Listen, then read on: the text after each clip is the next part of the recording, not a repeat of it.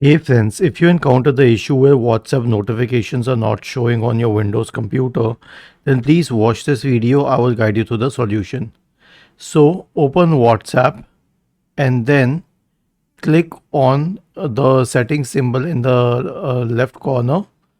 Select notifications and make sure that all of these switches are on for messages, calls, reactions, and text preview.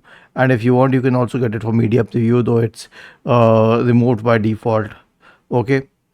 So this is how you can enable these notifications. These may be disabled by default or be disabled by a third party software or some other user. So if you're not getting notifications, then simply check these options and you will be getting the notifications. Was this helpful? If yes, then subscribe to the channel. If not, then let us know in the comment section of the video on how we could help you further. Thank you for watching this video and have a nice day.